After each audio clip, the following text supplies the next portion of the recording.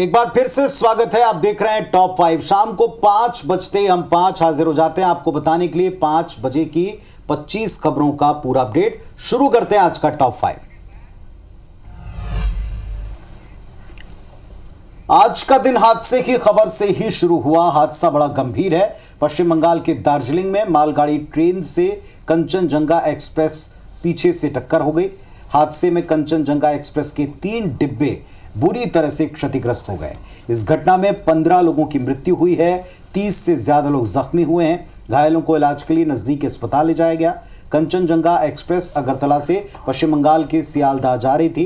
Kanchenjunga express Siliguri के रंगापानी station के नजदीक रुईधांसा में रेड सिग्नल होने की वजह से खड़ी थी और इसी दौरान पीछे से आती मालगाड़ी ने उसको टक्कर मार दी। ये इतनी जबरदस्त थी कि एक्सप्रेस की एक बोगी हवा में लटक गई और 2 डिब्बे बेपटरी हो गए। एनडीआरएफ और एसडीआरएफ की टीम राहत और बचाव कार्य में जुटी है। रेलवे ने इसको लेकर एक हेल्पलाइन नंबर जारी किया है। रेल मंत्री मौके के लिए रवाना हुए निरीक्षण करने के लिए। सबको पहले राहत दी जाए, सबको पहले जानकारी दी जाए, इसके निर्देश हैं। लेकिन हम थोड़ा घबराया हुआ है, मेरा सिर में भी चोट आया है। अच्छा, तो मतलब जब घटना घटा तब आप कहाँ थे? ट्रेन के अंदर? मैं ट्रेन के अंदर था। तो क्या आवाज़ कैसा आया आपको? आवाज़ मतलब मेरा तो B1 कोच था, बहुत जोर से मतलब झटका दिया है। तो जैसे झटका दिया तो सब ऐसे बोल रहा था कि एक्सीडेंट हो गया, एक्सीडेंट हो गया। हम भी चिल्ला रहा था, सब रो रहा था। फिर हम तुरंत बाहर आके देखा कि यहाँ पीछे से एक्सीडेंट हुआ है train. The preliminary information which we have is कि Kanchenjunga was hit from the rear by a goods train, and why it happened is a question which will only be available after the detailed investigation is completed. But this is what we have, the preliminary information of how the accident happened. वहीं BJP ने चुनाव प्रभारियों की नियुक्ति कर ली है। केंद्रीय मंत्री शिवराज सिंह चौहान को बड़ी जिम्मेदारी मिली है। शिवराज सिंह चौहान झारखंड के प्रभारी बनाए गए हैं। वहीं असम के सीएम हिमंता बिस्वा शर्मा सह प्रभारी होंगे। इधर भूपेंद्र यादव महाराष्ट्र के प्रभारी बनाए गए हैं और धर्मेंद्र प्रधान हरियाणा के प्रभारी बनाए गए हैं।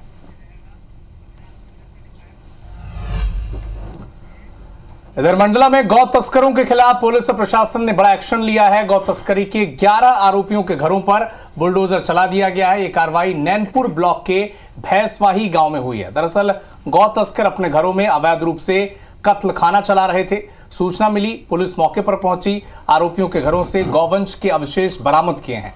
साथ ही करीब 150 जिंदा गौवंश भी मिले हैं, जिन्हें गौशालाओं में भेज दिया गया है। मामले में 11 लोगों के खिलाफ केस दर्ज कर लिया गया है। साथ ही एक आरोपी गिरफ्तार भी किया गया है, जबकि अन्य आरोपी फरार हैं। पुलिस ने कार्रवाई करते हुए आरोपियों के घर बुलडोजर चलाया है और इस मामले पर सियासत भी शुरू हो गई है। इस विषय पर खास डिबेट आप 8:30 बजे देखें face to face Madhya Pradesh पर। राहुल गांधी ने ईवीएम पर सवाल उठाया। ज्योतिरादित्य सिंधिया ने जवाब दिया, कहा कि आप जीते तो ईवीएम हीरो, हारे तो ईवीएम जीरो। यह कांग्रेस की नीति नहीं चलेगी। देश की जनता कांग्रेस की नीति को जान चुकी है। आप जीते तो ईवीएम हीरो और आप हारे तो ईवीएम जीरो।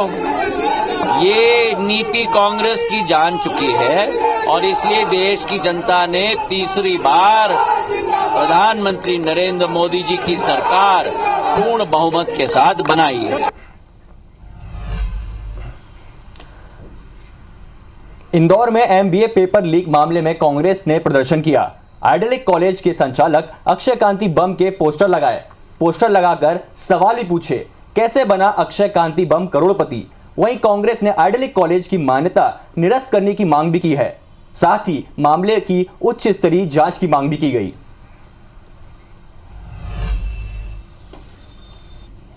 इधर एनसीईआरटी ने 12वीं की पॉलिटिकल साइंस की किताब के सिलेबस में बदलाव किया है। किताब से बाबरी मस्जिद, भगवान राम, श्री राम रथ यात्रा, कार सेवा और विध्वंस के बाद की हिंसा की जानकारी हटा ली गई है। बुक में बाबरी मस्जिद नाम के बजाय इसे 3 गुंबद वाला ढांचा और अयोध्या विवाद और अयोध्या विषय के नाम से पढ़ाया जाएगा। 4 पेज के टॉपिक को भी 2 पेज का कर लिया गया है। मामले पर छत्तीसगढ़ के डिप्टी सीएम अरुण साव ने कहा कि अब नई शिक्षा नीति में आमूल चूल परिवर्तन हो रहा है। पाठ्यपुस्तक निगम के पूर्व अध्यक्ष शैलेश नितिन त्रिवेदी ने कहा कि एनसीईआरटी सरकारी स्कूलों को सरस्वती शिशु मंदिर बनाना चाहती है। नई शिक्षा नीति लागू हुई है। शिक्षा व्यवस्था में आमूलचूल परिवर्तन हो रहा है। तथ्यपरक शिक्षा, ज्ञानपरक शिक्षा और इन सब चीजों पर शिक्षा नीति में प्रावधान है, उसी के अनुरूप ये काम हो रहा है। और धीरे धीरे करके नई शिक्षा नीति में देश के वास्तविक इतिहास को बताने का प्रयास हो रहा है। स्कूलों को सरस्वती शिशु मंदिर बनाने के मॉडल पे काम कर रहे हैं और अपने कलुषित इतिहास को छिपाना चाहते हैं, बच्चों की जानकारी में नहीं लाने देना चाहते हैं। यह शिक्षा जगत में ऐसी राजनीतिक सोच बेहद दुखद है और देश हित में नहीं है। बलौदाबाजार कांड को वैसे तो एक सप्ताह बीत गया, लेकिन इस पर सियासत अब तक थमी नहीं बल्कि और तेज होती दिख रही है। अब कांग्रेस के बाद भारतीय जनता पार्टी का जांच दल आज बलौदाबाजार में है, सर्किट हाउस पहुंचा है। कलेक्ट्रेट आगजनी का जायजा दल ले चुका है। हिंसा और आगजनी की घटना की एक एक बिंदु पर जांच की जा रही। इसके पहले भारतीय जनता पार्टी का जांच दल आते ही अमर गुफा के जैतखाम निरीक्षण के लिए पहुंचा था। स्थानीय लोगों से और पुजारी से बातचीत की थी और इसी विषय पर लगातार बयान आ रहे हैं। देखिए, सतनामी समाज जो है बहुत शांतिप्रिय समाज है। गुरु घासीदास बाबा जी के बताए हुए रास्ते पर चलने वाले लोग हैं। कांग्रेसियों ने उकसा करके उपद्रवी तत्वों को वहां ला करके उनका मकसद था कि समाज के आड़ में हम शांति व्यवस्था को बिगाड़ें और उन्होंने वही काम किया। मेन भूमिका तो कांग्रेसियों का है। समाज को बदनाम करने के लिए इन लोगों का षड्यंत्र है। आप सबको देख ही रहे हैं। 15,000 लोगों को भोजन का व्यवस्था, बस गाड़ी का व्यवस्था, और मंच में कौन बैठा है वो भी दिख रहा है। देवेंद्र यादव क्या सतनामी है? इधर छत्तीसगढ़ में भारतीय जनता पार्टी की सरकार के खिलाफ अब कांग्रेस प्रदर्शन करने जा रही है। बलौदाबाजार हिंसा को लेकर 18 जून को यह प्रदर्शन किया जाएगा। कल सभी जिला मुख्यालयों में कांग्रेस पार्टी धरना देगी। सभी जिलों में धरना के लिए कांग्रेस के प्रभारी भी अब नियुक्त कर दिए गए हैं। बलौदाबाजार से कलेक्ट्रेट एसपी ऑफिस में आगजनी का एक नया वीडियो सामने आया। कलेक्ट्रेट के अंदर घुसकर आग लगाने की प्लानिंग थी। एसपी पुलिस कर्मियों ने बड़ी वारदात होने से यहां पर रोका है। एसपी ऑफिस में दफ्तरों के यहां भारी नुकसान हुआ है।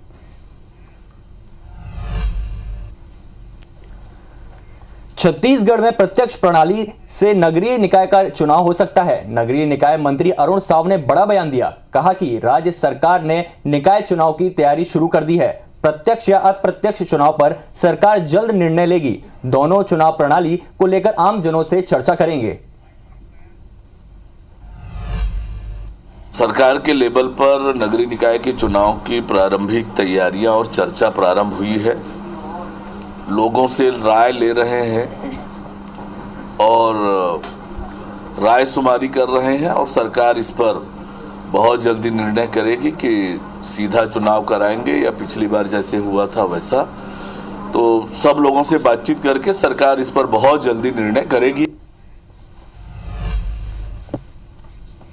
इधर नीट एग्जाम विवाद को लेकर देश भर में स्टूडेंट्स विरोध प्रदर्शन कर रहे हैं। एग्जाम और रिजल्ट में गड़बड़ी को लेकर सुप्रीम कोर्ट समेत अलग अलग हाई कोर्ट्स में कई याचिकाएं दायर हुई है। इस बीच केंद्रीय शिक्षा मंत्री का बड़ा बयान सामने आया है। केंद्रीय शिक्षा मंत्री धर्मेंद्र प्रधान ने माना कि परीक्षा परिणाम में कुछ गड़बड़ियां हुई हैं। उन्होंने कहा कि एग्जाम में 2 गड़बड़ियां हुई हैं। जो लोग इस धांधली में शामिल होंगे उन्हें बख्शा नहीं जाएगा। कुछ गड़बड़ियों की भी ध्यान आई है। मैं छात्रों को और अभिभावकों को आश्वस्त करता हूं, उसको भी सरकार बड़े गंभीरता के साथ लिया है। वो जानकारी हमको मिली है। हम वो सारा विषय को एक निर्णायक स्थिति तक ले जाएंगे। उसमें कोई भी बड़े अधिकारी हो, एनटीए की कितने भी बड़े दायित्वधारी हो, अगर वो उनमें गुनहगार पाए जाएंगे उनको भी छोड़ा नहीं जाएगा। और एनटीए में बहुत सुधार की आवश्यकता है। हादसे की खबर है वो मध्य प्रदेश के हरदा से। हंडिया थाना क्षेत्र में नर्मदा नदी के उचान घाट पर नहाने गए 2 चचेरे भाई डूबकर उनकी मृत्यु हो गई। एक युवक का शव परिजनों और ग्रामीणों ने ढूंढ निकाला तो दूसरे के लिए एसडीआरएफ ने तलाश शुरू कर दी। मुरैना के एक डॉक्टर का शिवपुरी ट्रांसफर किया गया था। डॉक्टर ने ज्वाइनिंग तो ले ली, पर ज्वाइनिंग के बाद से अस्पताल गए ही नहीं। उन्होंने खुद को बीमार बताकर छुट्टी ले रखी है। दूसरी ओर वे अपने निजी क्लिनिक में मरीजों का बाकायदा इलाज कर रहे हैं। अब डॉक्टर की पोल खुल चुकी है। बता दें कि शिवपुरी जिला अस्पताल में पदस्थ ENT स्पेशलिस्ट डॉक्टर राम अख्तियार कुशवाहा को प्रमोशन करके मुरैना जिला अस्पताल से शिवपुरी में भेजा गया था। भोपाल में बदमाशों का आतंक एक बार फिर से देखने को मिला। निगरानीशुदा बदमाश ने सरेराह युवक से मारपीट की। निगरानीशुदा सूरज काले ने अपने साथियों के साथ मिलकर मारपीट की। वहीं बदमाशों ने कई गाड़ियों में तोड़फोड़ भी की। ये पूरा मामला शहपुरा थाना क्षेत्र का है। उज्जैन के तराना में पुलिस की टीम पर हमले की वारदात सामने आई है। जमीन की खबर मिलने पर मौके पर पहुंची पुलिस की टीम पर लोगों ने हमला बोल दिया। हमले में SI सहित 2 पुलिस वाले और एक नगर सैनिक घायल हुआ है। घायलों को इलाज के लिए अस्पताल में भर्ती कराया गया है और वहीं उपद्रवियों ने पुलिस के वाहनों में भी तोड़फोड़ की है। बदमाश पुलिसकर्मी का मोबाइल फोन छीनकर फरार हो गए हैं।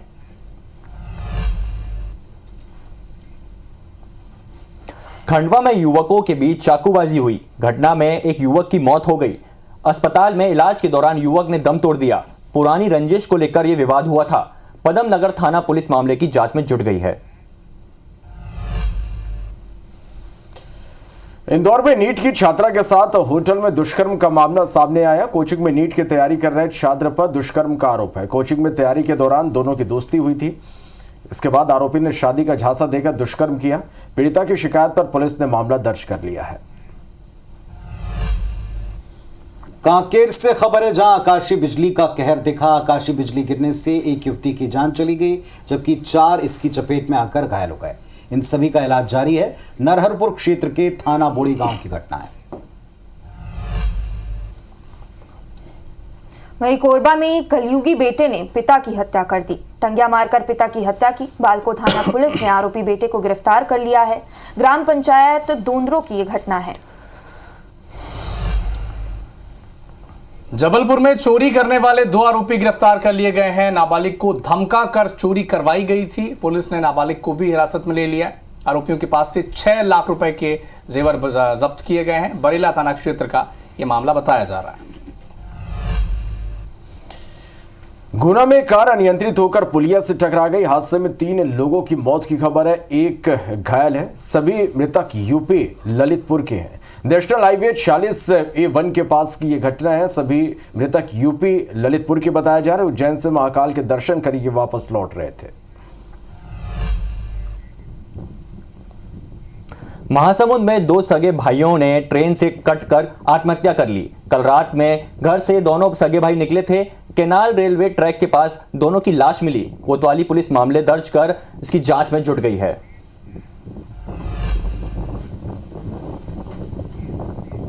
तो वहीं इंदौर से खबर है, युवक ने वीडियो बनाकर पोस्ट किया। युवक ने अपने दोस्तों से कहा कि जान देने जा रहा हूं। वीडियो में युवक ने पिता को जिम्मेदार बताया है। युवक की तलाश में पुलिस जुट गई है। उधर शहडोल में पीट कर एक व्यक्ति की हत्या कर दी गई। अवैध संबंध के शक में हत्या होना बताया है। आरोपी ने अपने साथियों के साथ मिलकर इस घटना को अंजाम दिया। पुलिस हिरासत में आरोपी आ चुका है। जांच चल रही है। जैतपुर थाना क्षेत्र की घटना है।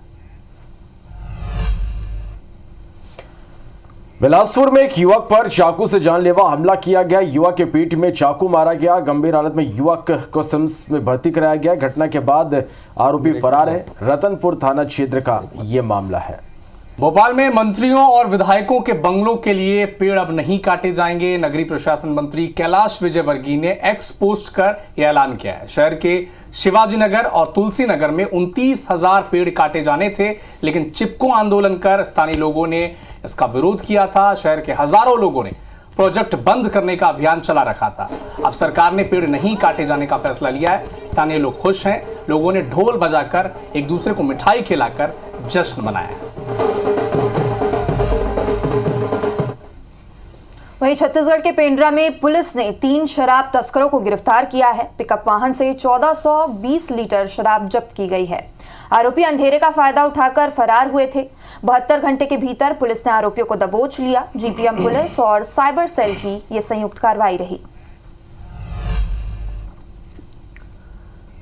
रायपुर के फरहदा गांव में बना गोवर्धन पर्वत कुछ लोगों ने खंडित कर दिया। असामाजिक तत्वों ने किया गोवर्धन पर्वत खंडित। आक्रोशित ग्रामीणों ने इसका विरोध किया है। खरोरा थाना पुलिस मौके पर पहुंचकर जांच में जुट गई है। और चलिए अब आपको दिखाते हैं आग की दो अलग अलग घटनाएं। पहली तस्वीर आप देखेंगे उत्तर प्रदेश के बुलंदशहर की दवा फैक्ट्री में भीषण आग लगी है। पुलिस ने आसपास के इलाकों को खाली करा दिया है। फायर ब्रिगेड आग बुझाने के प्रयास करती नजर आई। आग लगने की वजह क्या है अब तक पता नहीं। सिकंदराबाद इलाके की ये घटना है। दूसरी तस्वीर आप देख पा रहे हैं कानपुर की, जहां कार वर्कशॉप में यहां पर भीषण आग लग गई। कई कारें यहां पर जलकर खाक हो गई। आग बुझाने में फायर ब्रिगेड की टीम जुटी हुई है। वर्कशॉप में आग लगने से लाखों का नुकसान हुआ है।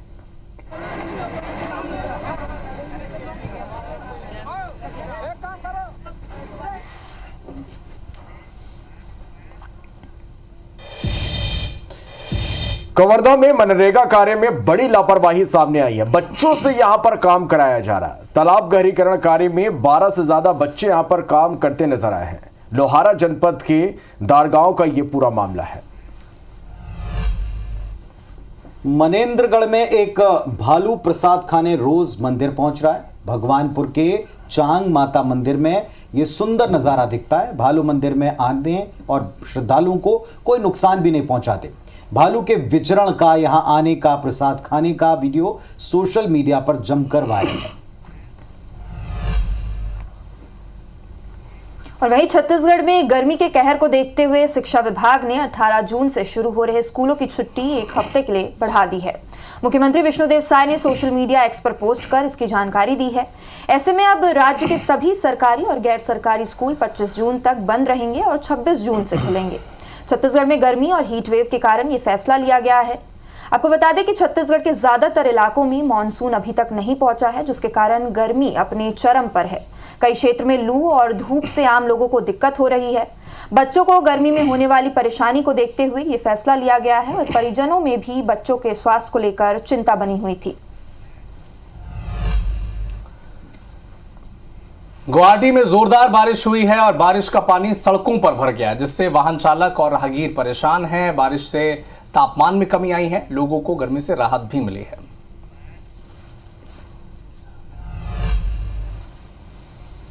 मध्य प्रदेश में प्री मानसून की एक्टिविटी शुरू हो गई है। राजधानी में सुबह रिमझिम बारिश हुई। बालाघाट, डिंडौरी में 19 जून को मानसून की एंट्री होने की उम्मीद है। इधर भोपाल में 23 जून तक मानसून पहुंचेगा।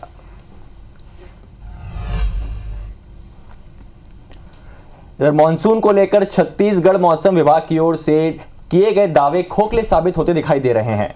मानसून ने केरल में एक दिन पहले मानसून ने दस्तक दी थी और जिस रफ्तार से वह आगे बढ़ रहा था उस हिसाब से अब तक मानसून को रायपुर से आगे निकल जाना चाहिए था, लेकिन मानसून अब भी सुकमा और बीजापुर में ही अटका हुआ है। मौसम विज्ञानी के मुताबिक सोमवार से प्रदेश के कई हिस्सों में हल्की से मध्यम बारिश होने के आसार हैं, जबकि दक्षिणी छत्तीसगढ़ में अच्छी वर्षा होने की संभावना जताई जा रही है। रायपुर वासियों को बारिश के लिए 2 से 3 दिन का और इंतजार करना पड़ेगा। अभी ये जो दक्षिण पश्चिम मानसून बीजापुर और सुकमा जिले तक उसका आगमन हो चुका है। हम अभी 3-4 दिन के बाद ही हम मानसून की एक्टिविटी मतलब छत्तीसगढ़ में बाकी जगह में हम देखने को मिल सकता है। तो पूरे देश भर में ईद उल अजहा यानी बकरीद का पर्व आज मनाया जा रहा है। ईदगाहों और मस्जिदों में सुबह से ही ईद की नमाज अदा की गई। नमाज के बाद बकरों की कुर्बानी दी जाएगी। पर्व को लेकर समाजजनों में उत्साह दिखा। पुलिस और प्रशासन ने सौहार्दपूर्ण वातावरण और भाईचारा बनाए रखने की अपील की है।